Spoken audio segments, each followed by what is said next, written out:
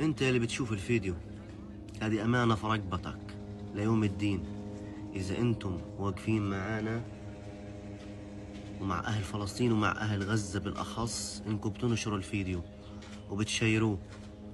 الان يعني من 3 شهور طبعا شمال غزة، يعني كمان بس اسبوع او اسبوعين او شهر حنصبح انه احنا هنحط احجار هان ونربطهم زي ايام الهجرة.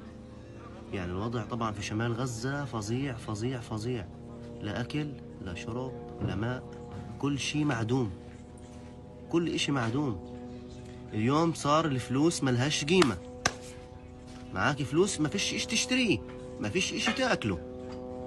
يا جماعة الخير من شان النبي، اذا حكام العرب واغلب العرب مش واقفين معانا في حرب، يقفوا معانا في المساعدات يا جماعة، ما لقوا الاكل ما لقوا الشرب، من شان النبي حسوا فينا.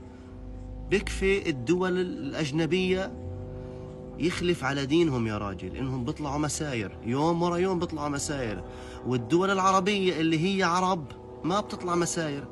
استحيوا على دمكم يا جماعة، يا جماعة استحيوا على دمكم، يقفوا معانا يا جماعة وجيبوا جيبوا مساعدات، جيبوا لنا أكل.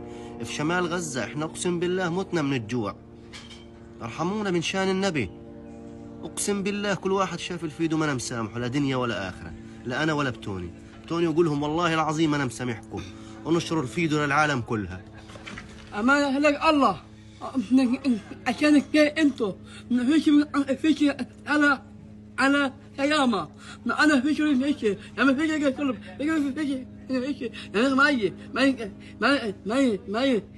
ما يا عالم خلاص انت صح علينا.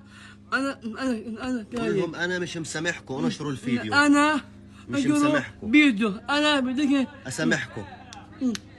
يا محكونا خطية في رقبتكم. يخليك كل واحد شاف الفيديو ونشره، يوصلوا للعالم كلها.